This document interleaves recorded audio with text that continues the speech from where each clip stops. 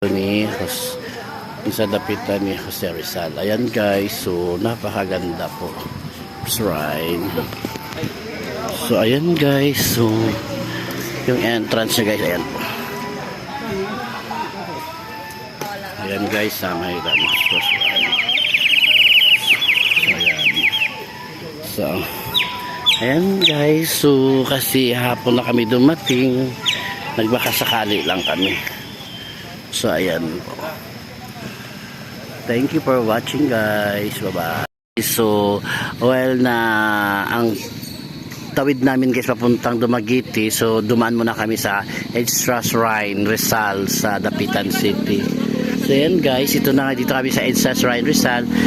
Nag-prepare na sila guys for the Independence Day by June 12. So ayan guys, napapalibutan siya ng flag para sa incoming June 12 Independence Day. So nandito kami guys, hindi na kami makapasok guys kasi nga ang nangyari guys is alas 4 na kami dumating. So ito yung Extra Shrine Rizal, Dapitan City guys. Ay ang harap ay ang dagat. Ayan. So makikita nyo guys, ayan po. So yan guys. So makikita mo guys, so pupunta tayo doon sa entrance guys. So pupunta tayo sa entrance guys para makikita nyo. Wala man si Arjims. Ayun o, makikita nyo guys. So yun.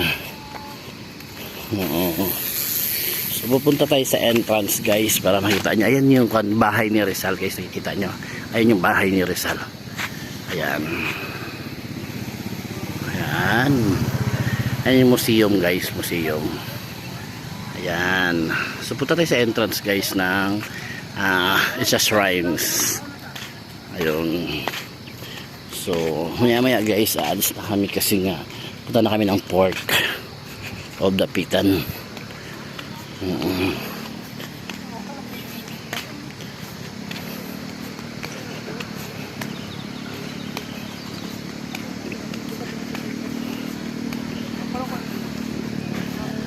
So ayan guys, so pupunta tayo ng entrance.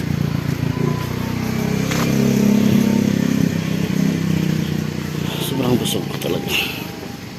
So ayan guys, so close na kasi guys, kasi 4 o'clock na. Kaya ngayon hanggang gate na lang tayo. Oo. So diba, pero way back guys, sabihin ko sa inyo guys, nakapunta ko dito last 1990. Di guys, high school pa ko 1998, college time ko yun.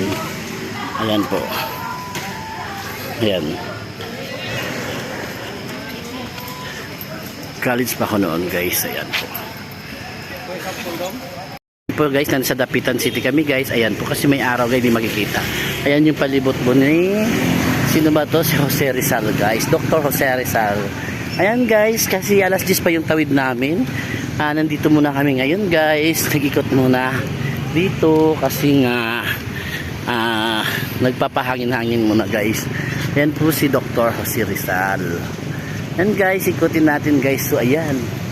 So napakaganda ng view guys kasi ang nasa likod ay dagat. Ayan guys, so napakaganda ng view. Ayan guys, inaayos pa ata nito guys, o ganito na ba talaga to? Ayan po, ito yung kanyang monumento dito. Ayan, makita yung Extra Shrines.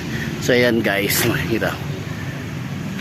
Ayan po, so hindi mo makikita na maayos guys kasi may araw, contrast kasi siya. Ayan po, napaka lawak ng area ni Jose Rizal.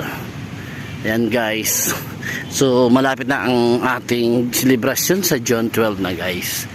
Nakikilaban sa ating, ayan po, si Jose Rizal.